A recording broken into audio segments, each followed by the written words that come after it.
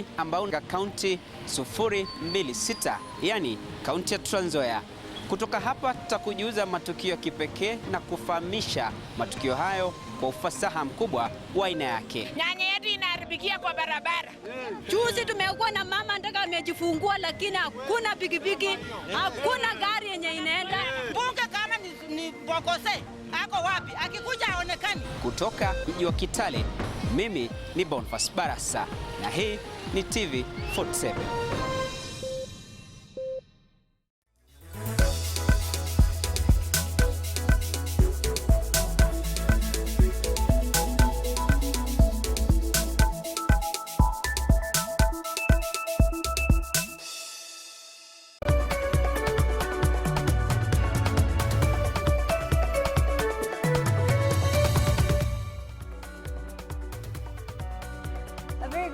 To you and welcome. Now, following the week that ended, Treasury bills were undersubscribed during the week, with the overall subscription rates decreasing to 86.8% from 122%. Kenya Bankers Association published the KBA Housing Price Index, and the equities market recorded mixed performance.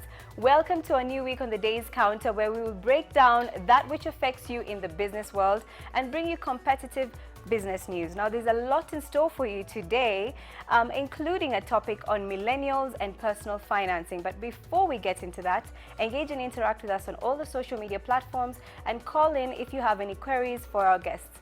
Now, here are the top stories for today. Now, KCB Group's employees numbers dropped by 240 leading up to June 2019, with CEO Joshua Oigara saying this was inevitable given banks' increased investment in digital outlets. The group had 5,980 employees at the close of June 2019 compared to the 6,220 when it closed in 2018.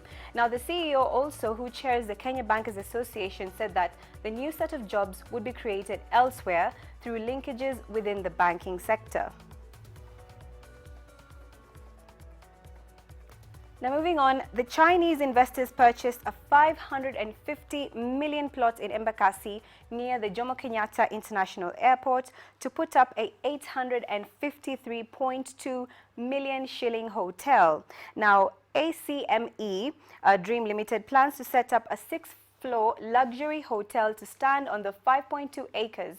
The proposed development sits next to the 5-star luxury hotel, that's Hilton Garden Inn, and the Governor Lounge and Restaurant on Mombasa Road, and it will host about 25 standard hotel rooms.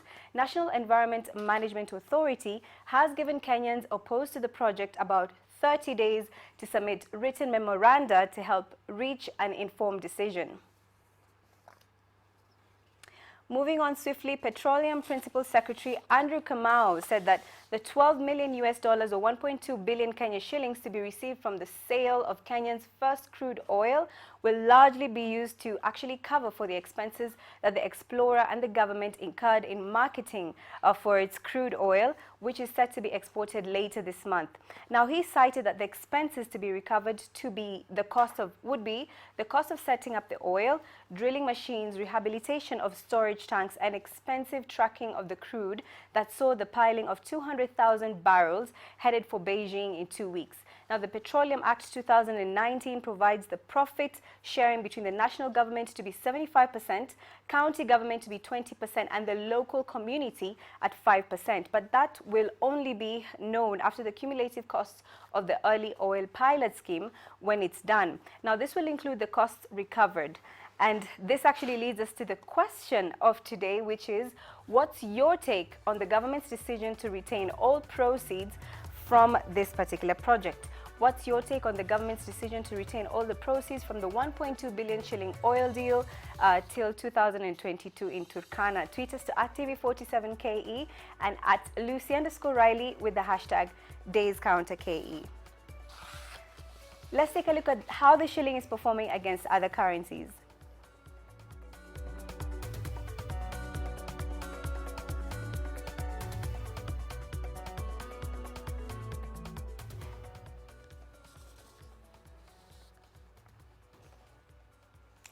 Now, welcome to the business news. Commercial banks will not adjust the interest rates on loans already taken after the law capping interest rates is repealed. Now, lenders through the Kenya Bankers Association, the sector lobby group, offered not to increase interest rates in line with their risk profile. The CBR, or central bank, has remained at 9% for most of this year, forcing banks only to lend at a maximum of 13%. Now, with the census, the sixth one of its kind to happen from the 24th to the 26th this month, most Kenyans still feel as though the activity won't help as much economically. Most people are pessimistic about it and mention that the different challenges that they face since the last census that was actually done. Now, James Kimani spoke to some of the Kenyans, and this is what the Kenyans felt about this particular exercise. The country's census day, or you can call it the day that the country will be doing a head count on the people that are in the country. We are trying to get a few opinions on what people feel about it. Do people really think that this census can help or can in any way help the government plan better in terms of budgeting, in terms of money trickling down to the common mwananchi? And right now I'm joined by a gentleman here who will try and tell us his name and also what is his take on everything that is happening. Maybe you can start using your name. What is your name, sir? Oh, my name is Sami Mwai Watuas. What is your take on this whole census issue? The whole census issue is very important for the government of Kenya in order for the government to be able to allocate money or resources accordingly, because as we know that the previous one was having some hinges, and most of the counties or most of the constituencies were allocated more money, and yet the population in the constituencies, they are very few. There are very few people.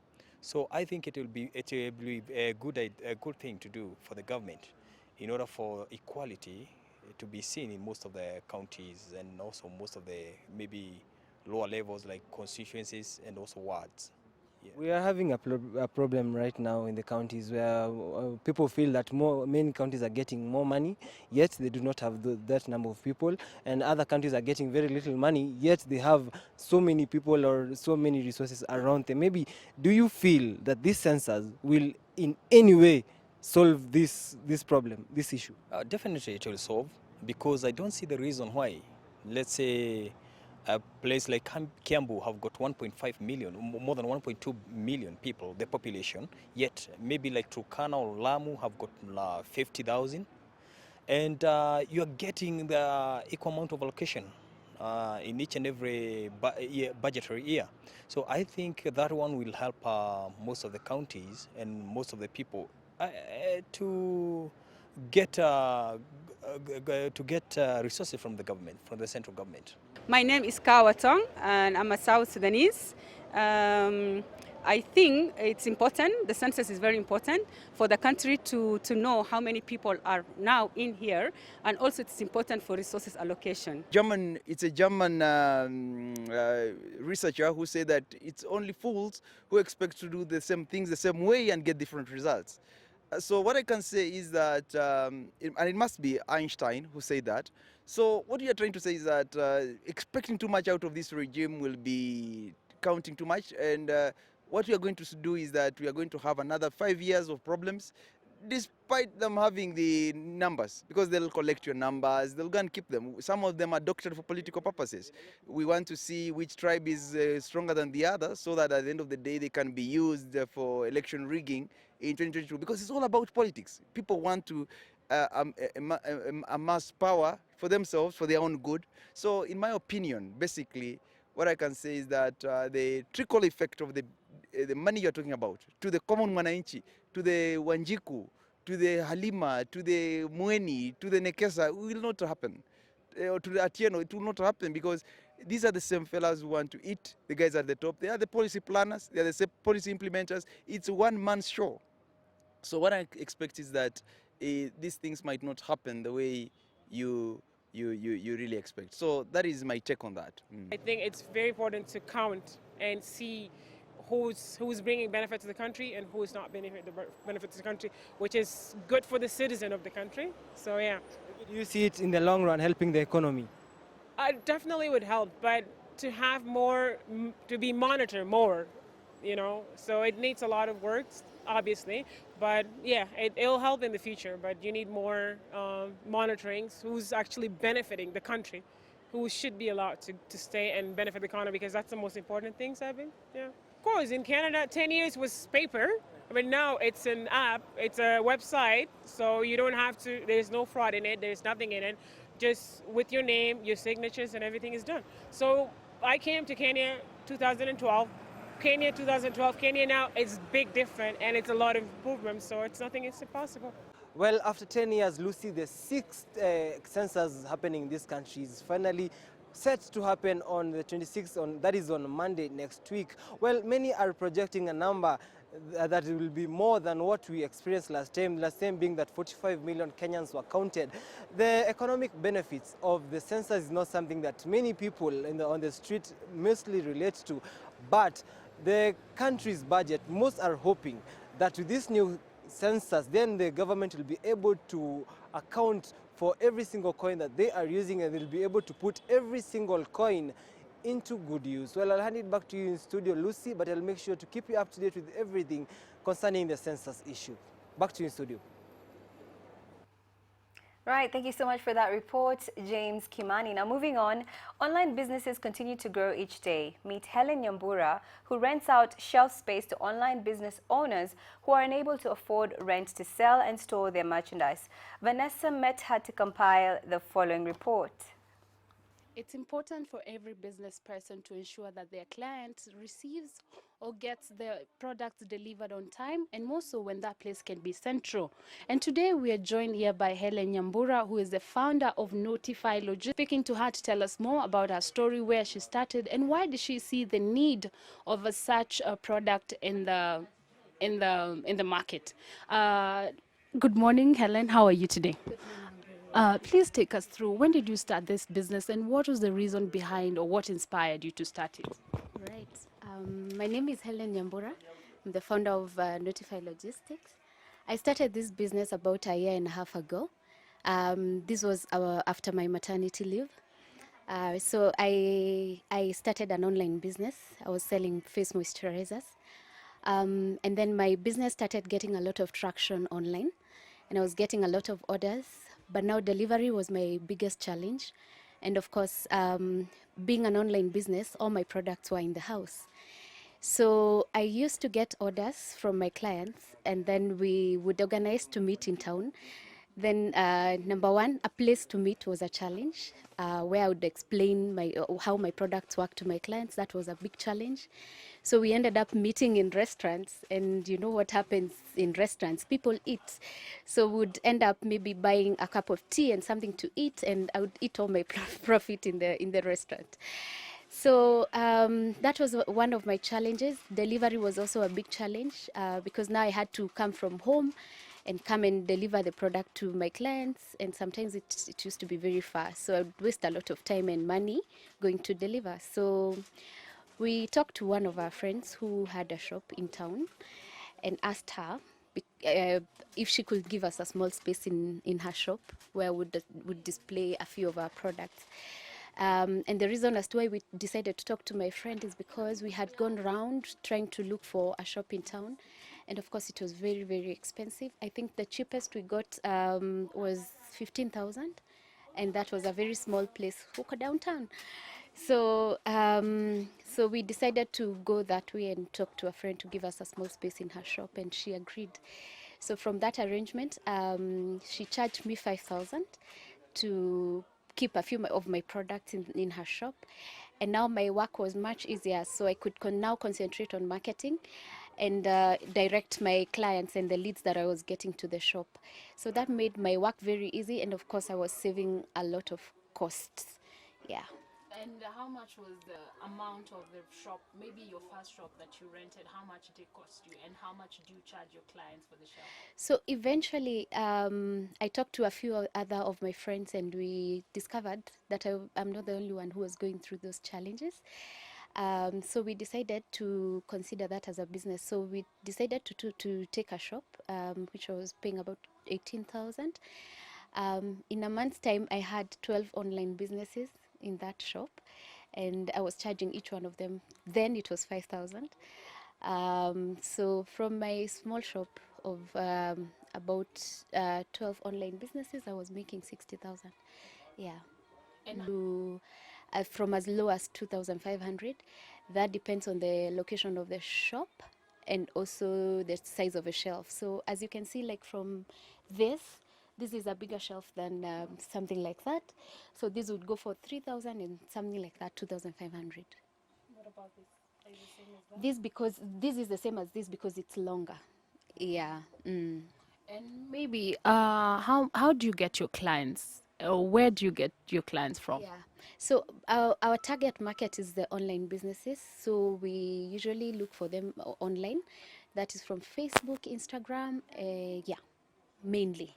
And how long have this idea, like if there are other people doing the same thing as you are, it can be in Kenya, it can be outside Kenya. Do you have an idea if there's anyone else who does the same thing as you do?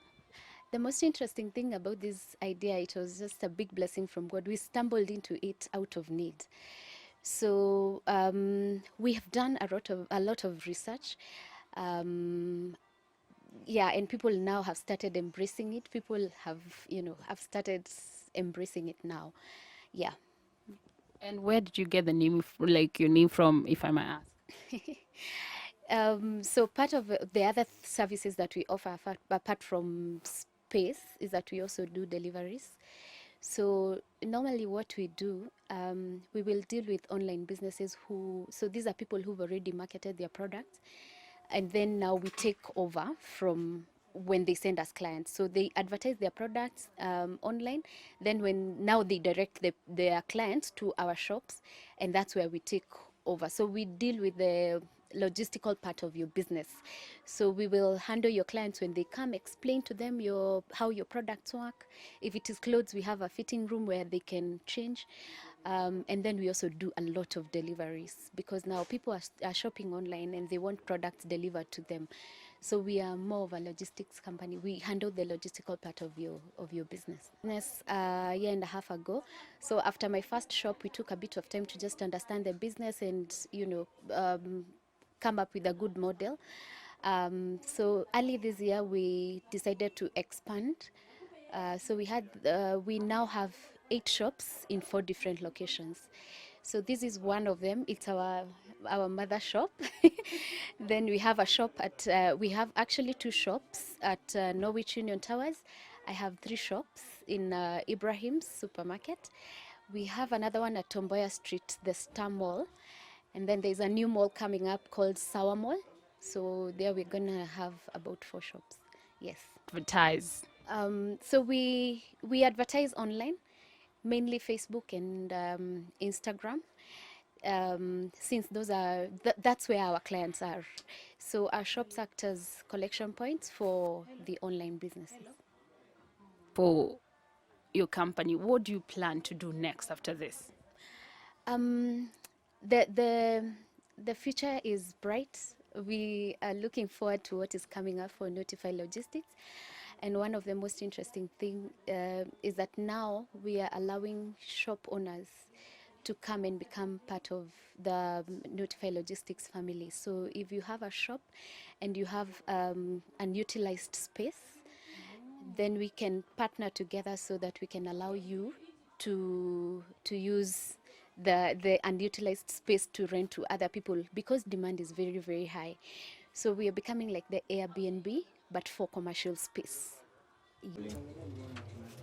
My name is Esther Gakonyo. I'm a student at the University of Nairobi and also a vendor with Notify Logistics. And I sell baby clothes and khaki pants.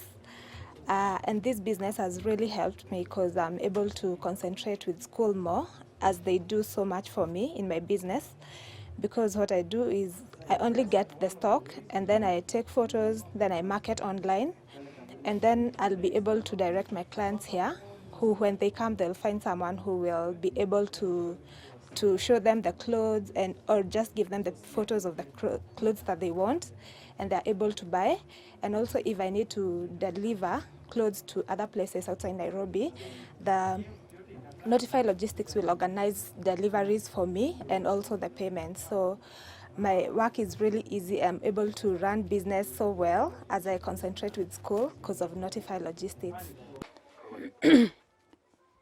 Helen Nyambura is a founder of Notify Logistics, and she has ensured that online businesses have a place to display their products before delivery to their clients. Vanessa Ndavi, TV46. Right, thank you so much for that detailed and comprehensive report, Vanessa Ndavi, on space renting. Now, Edu B is a young man who has defied all odds and taken his skills to be his main source of living. Now, from a cobbler to a home decor artist, the still ambitious man is ready to make it in the music industry. Here's more from Magdalene Njane from Hustle Mashinani. My creativity ni kitu iko ndani yangu. Unajua mimi nikitembea nimeone something awesome ina stick kwa mind yangu na naweza ileta ina different way venye nimeiona ikuwe kitu creative yenye inabamba wasee. Unajua mostly siku hizi wasee wanataka vitu unique mazee. Ukikuwa na kitu unique upige hapo kwa wall yako nini ama kwa room yako inakuwa awesome, hata wageni wakitembelea wanaona uko na kitu poa. Na mimi nataka wasee wa promote art cause unajua most of people siku hizi naona art Kenyans bado hatuja accept art mazee. Wase mko huko nje mnaweza kuja. Unajua ukipromote art in a way that ukinunua una motivate huyo mse mwenye ameitengeneza. Jua naona if I can make this thing na mtu akuje kununua. Hiyo ni motivation. So mazee promote art. Na tunataka si wa Kenya to accept art pia inaweza kuwa kazi kama kazi zingine za ofisi za nini. Yes. Nilichagua kuja kuuza hapa kwa sababu hapa ni junction ya watu tofauti wanakuja hapa. So nilikuwa na target yangu juu unaona hapa pia karibu na mall watu wanakuja kushop. So mtu akishop akiingia kwa mall aone hiyo kitu anaweza punguza budget ya kitu kingine anunue hiyo art. So job yote pia ni kama job yote ukitaka kufungua biashara yote lazima uangalie location venye utapata wase wa kununulia. Of which unaweza kuwa na hii kitu na uende udisplay mahali na utaiuza juu hapo wenye wanapita hapo hawajui kitu wenye unauza. So nilichagua kuja kuuza hapa juu najua hapa wenye wanapita hapa wanaelewa ile kitu nauza.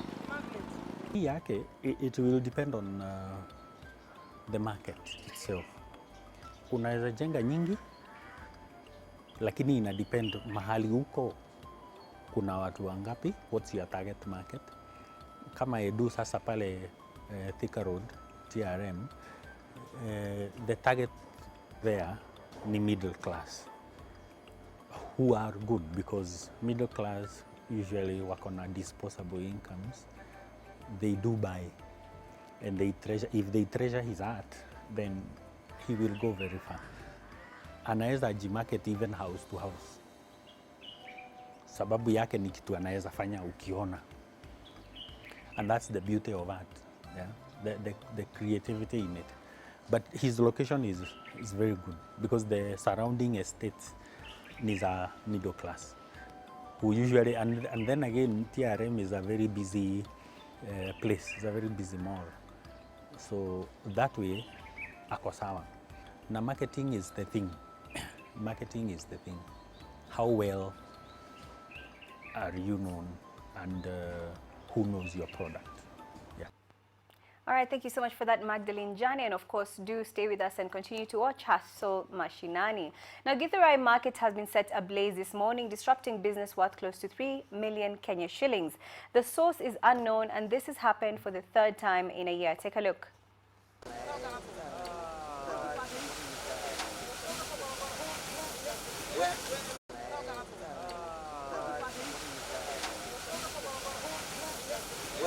Watu wengine walikuwa someshia watoto hapa, walikuwa wanalipa kodi, walikuwa wanatumikiwa matumishi yao ya kula. Hebu niambia watu watakwenda wapi? Mwingine amekopa roni, mwingine hajalipa hiyo mbao, mwingine hajalipa makosho, mwingine hajalipa viti. Hata wakuja kutupa pole kama watu tulichagua, tuwaoni. Tuliochagua hata tungewaona hapa wakisema, wandugu zetu kweli mlikuja mkapiga mrorongo. Poleni, tujawaona. Right. Now, Vimal Shah, the current chairman of Bidco Africa, is a philanthropist and a business magnate. In our segment of Business Voices, we have notable business people giving us a few nuggets in the business world. Take a look at this. In Kenya, I believe that we've murdered agriculture. The government is responsible for making sure agriculture never takes off. So I think that's where I would blame government. I'm being brutally honest here. But I think this is something that really needs to be revamped, because we've got the people, we've got everything else, we've got the markets. What don't we have? We have no incentives there. And I think this is where the whole economics of it needs to come out. Overall, I would just say that I think it's people, public-private partnerships where people come together. Cooperatives is a fantastic model to work on. And I think Kenya did away with cooperatives because of mismanagement. But I think it's something we need to bring back and really make people better. I think farmers need to be enabled, they need to be empowered to be able to do more and really have a free market. All right, thank you very much for that. That was Vimal Shah talking about people, private and public partnerships being the key. Now it's time for me to take a short break, but when we come back, we have an expert in studio who will be demystifying a little bit more on millennials and personal finances, and a millennial who will be joining us to kind of spice up the conversation. You don't want to miss that.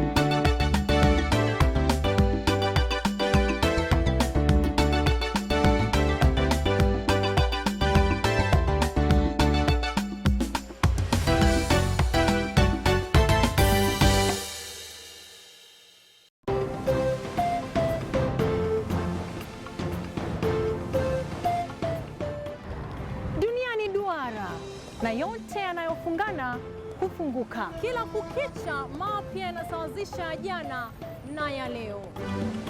Bila shaka hatuwezi kubadili muundo wa maisha yako, lakini hakikisho letu kwako ni kwamba tutahakikisha asubuhi yako inaanza katika mpigo uliobomba zaidi.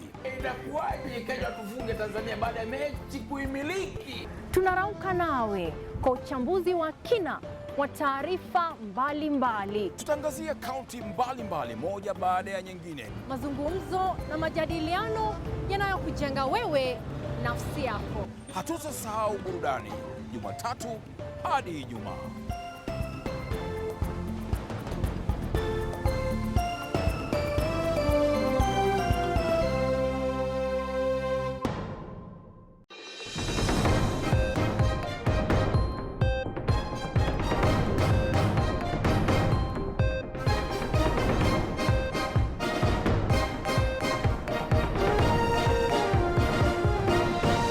Twende sasa. Nipe countdown. 2, 1.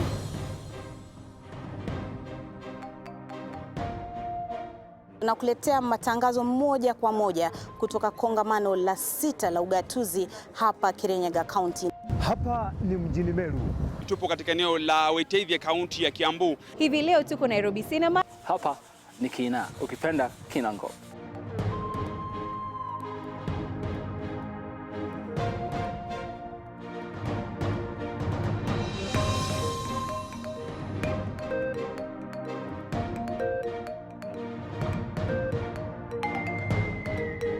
Usiwache hiyo timu ipotee. Kama huyu amekataa, tafuta mwingine, maisha isonge mbele. Mabadiliko haya yangali yanazua msuke baina ya washikadau. Baadhi ya changamoto hizo zilikuwa ni kama vile ukosefu wa maarifa. Wameweza kupeperusha bendera ya Kenya. Tutaingia kwenye mapumziko kidogo. Chavi!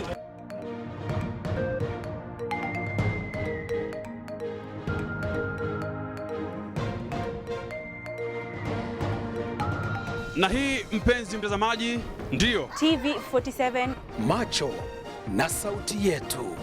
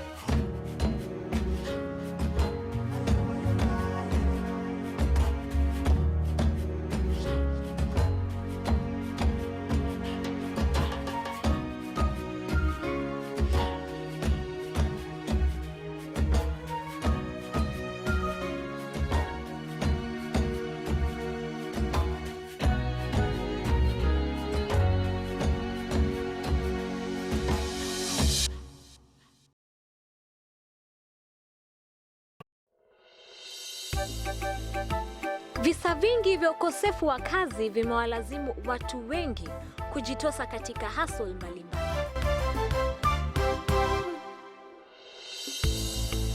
Hapa katika Hustle Mashinani tunatambua bidii yako, ubunifu wako na kuikubali kazi yako. Nafanya hustle ya kuuza chapati na maybe weekends huwa na hustle na kushuka watu nywele. Hudi ni neighbor wangu. Hata hiyo kazi anafanya inamsaidia kulipa nyumba. Ungana nami Magdalene Wanjiko kila siku ya Jumamosi saa 2:30 hapa TV47, macho na sauti yetu.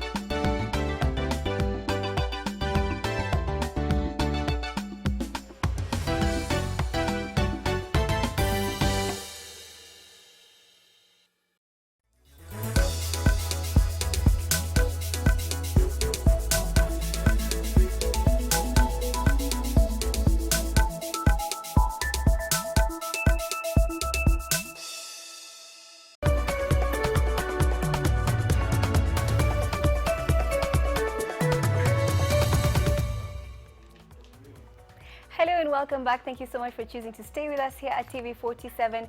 You are watching the Day's Counter, and in studio with me actually, I have two guests who have joined us for the discussion on personal finances for millennials. But before we get into that, let's take a look at the question of the day. Now the question is, what's your take on the government's decision to retain all proceeds from the 1.2 billion oil deal until 2022 in Turkana? Tweet us at TV47KE and at Lucy_Riley with the hashtag DaysCounterKE. All right, now in studio I've got with me from my right Amos Nguha, who is a financial and marketing consultant, and he'll actually be demystifying for us the topic of millennials and personal finances.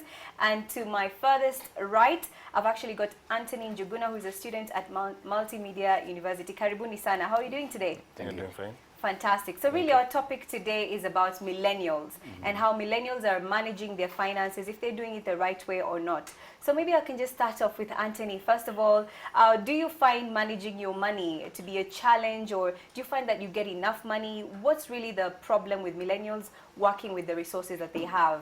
Okay, from me, I can say that I have found a lot of challenging managing my money, because I find it not enough at all the time. I've never found it enough. So the problem is that it's not enough? Yeah. All right, interesting. And so even with that which you have, are you really able to put a structure with it, or whatever it is that you plan for it? Where do you find the biggest expenditure of yours going to?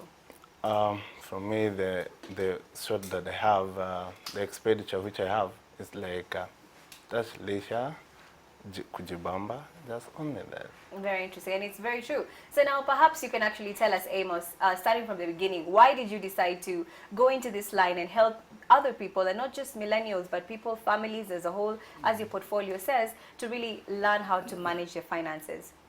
Well, thank you for having me. One of the things, and I like what he's sharing, is because when you look at the statistics, especially from our economic survey, it reveals that we're actually overspending. The lowest being in the last 5 years, the lowest percentage in spending is 102%. So most of us are spending everything we have plus a little bit more. And that challenge comes in because it is giving us bigger problems that we anticipated. For instance, you've seen people killing each other. You saw the other, I think he was a man of cloth who killed his wife after being married for over 30 years. What was it? It was basically about money. If we don't handle money properly, even with the little that we have, it's going to affect us later. And you see, for me, I help people tackle problems, and good problems and bad problems. From the point where you have nothing to move with, you are broke, you have absolutely nothing other than the clothes on your back, all the way to when you have money and now you need to invest. Both processes need to be handled well, because at the end of the day, if you don't keep it well, you will find yourself paying the ultimate price. Right, and do you agree with what Anthony has actually said, that there is not really enough money to start off with? Is there such a thing as there's not enough money? And if not, then really, how do you work with what you have in order to maximize and really squeeze out as much juices as you can from what it is that you're earning? The truth is, money will never be enough.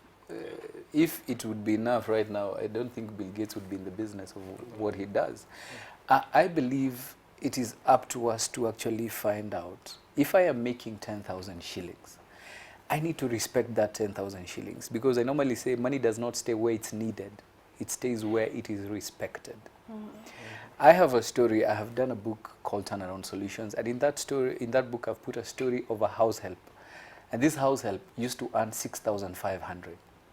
She's quit her job because she had finished building her wooden structures that she was renting out.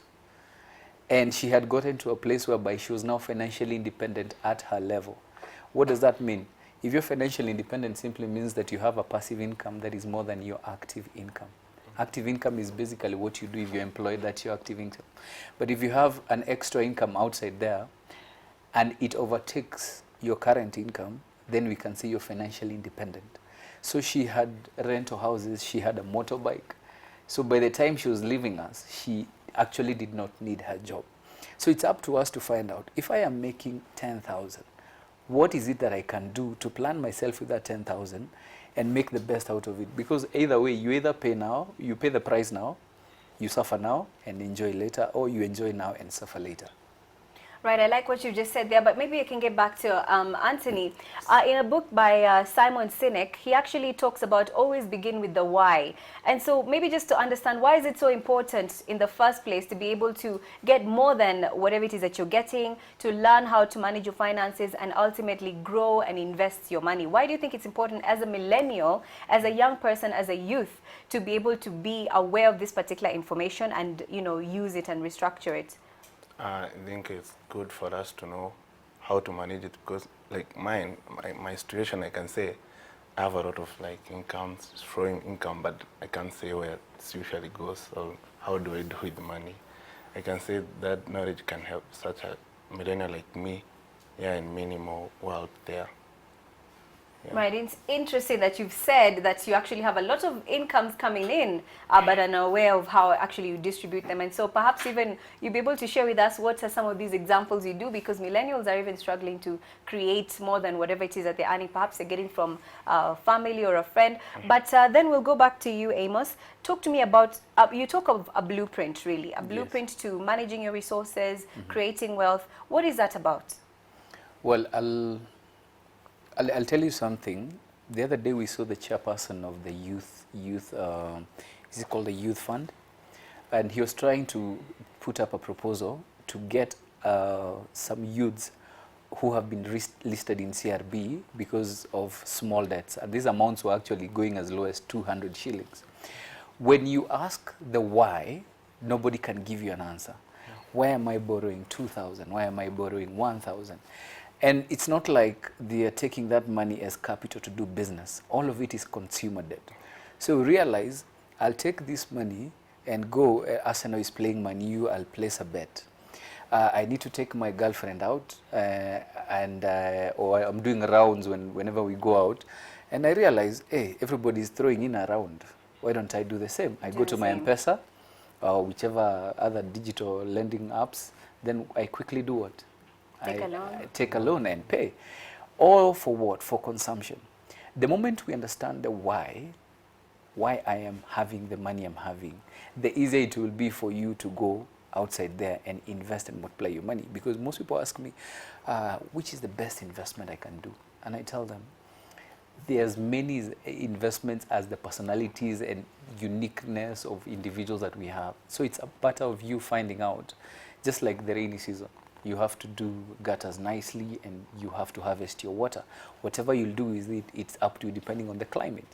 So I tell people, understand why, you know, because at some point you'll get a windfall, either a good job you never dreamt about, or you get some good cash somewhere, or you get some unplanned inheritance.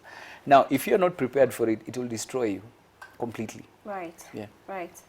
And it's very important that, you know, the fact that lots of people have asked you what's the best investment. In a book that I picked up another time, the biggest investment would be on yourself, beginning from yourself. But perhaps I can get back to you, Anthony. Would you agree that really this kind of pressure is usually put upon you, you know, to go into M-Pesa, Tala, branch and the likes, just to be able to please your friends and actually have that social life and social gathering? Is that something that you would say, you know, it's quite a pressure on yourself? Yeah, it's quite a pressure on myself.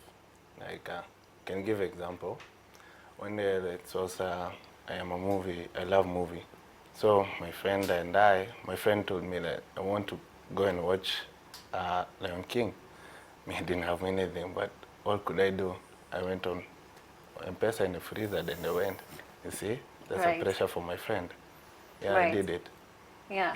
And then perhaps we can talk about how then, in terms of the solution, when it comes to your budget, controlling it and really just reducing your expenses. What steps, practical steps, can one begin to take, even if it's in point form? As I'm being told, unfortunately, our time is almost out, which is ridiculous, but let's go. Let me just say this. You can't cure a blind man by adding light. Yes.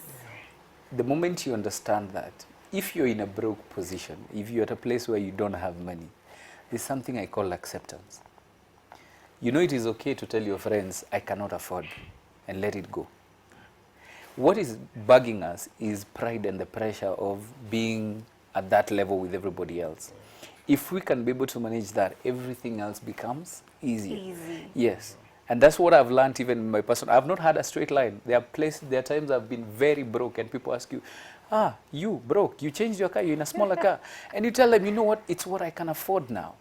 And it is important for you to accept. The moment you start accepting your situation and knowing exactly this is where I am, without being succumbing to this pressure of I have to do this and this and this and this, I have first of all to accept, so that if I get like 2,000, I'll be quick to pay my digital loans so that I'm not listed. And even if I'm already in it, if I owe them 2,000, can I pay the 2,000, then I borrow 1,500? Are we together? Right. Next time I pay their 1,500, I borrow 1,000. I go reducing on it. That's the only way to do it. Accepting where you are. And then from there, because if you're living at another level of income and you don't have it, even a budget will not make sense. You know? So it's a matter of accepting, then from there you can now move to now following your budget depending on what you're earning. Right. And maybe just to finish up, when it comes to debt and controlling your debt, whatever it is that you have, you've already given us one example of paying off a certain amount and even taking a low amount. But really, altogether, what would you actually tell millennials who are watching this, who are always looking to find a way to get more, even if that means taking a debt or a loan in order to, you know, satisfy their needs? So how can they manage and start to reduce that debt? One is, if for instance, most of them will want to say, we want to borrow for capital. Business is not about capital. It's about an idea. There was a time I actually did this practically. I was so broke and I decided to write 5 things that would actually give me about 500 shillings. Then on listing them, I realized some of them needed capital, others didn't. So I started by doing the things that actually did not need capital, so that I could feed into the things that need capital. And those are basically tied on your talents and abilities, things you can do without having to spend anything. If you can be able to do that, you'll avoid taking debts for the wrong reasons. Right. Remember, there are good debts and there are bad debts. However, if you can avoid all of them, you'll be in a better position. Right. And perhaps, Anthony, you can mention on some of the areas. You said you actually have several streams coming in. What are some examples that you can give to millennials watching this, get some money, some extra money? Okay, like for me, I'm a photographer. I do portraits, so that's where I earn more money from. And I also cover the events. I do photography, and then I do in our church. I do like projecting. I'm good in film work, film field. That's why I earn money. And also from friends and from parents, relatives, they do that. Fantastic. Thank you so much for the candidness and open discussion. Unfortunately, that's the only time I had with you for today. But of course, if you give me your feedback on our social media platforms, we'll be able to know if we can revisit this topic, of course, and bring in our guests again to demystify and talk more about this topic. I've been here with Anthony and Amos, and we do appreciate you tuning in to watch this show. Of course, join us tomorrow, same time, same place, 3 o'clock to 4 o'clock, and join Fiona Kenga for Shina Laupeo next. Thank you.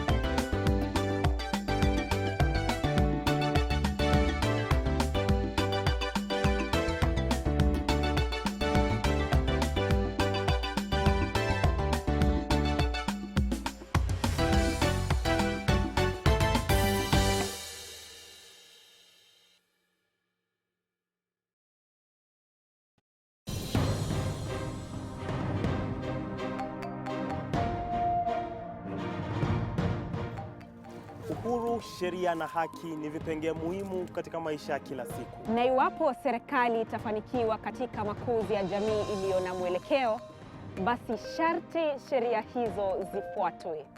Na kwa sababu sheria ni msumeno hukata mbele na nyuma, ni vyema kufahamu tungo hizi. Siku zote jambo usilolijua ni kama usiku wa giza. Ungana nami Clifford Ndubi. Nami Andreen Kilemi. Kila siku ya Jumatatu saa 1 jioni tukidonoa na kuchanganua sheria hizi zinazotudhibiti.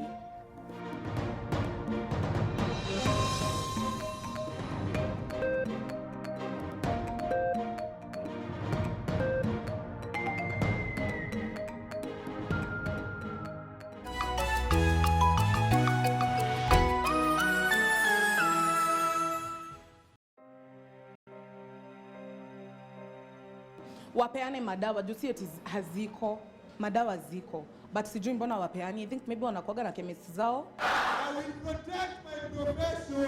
I will protect my profession.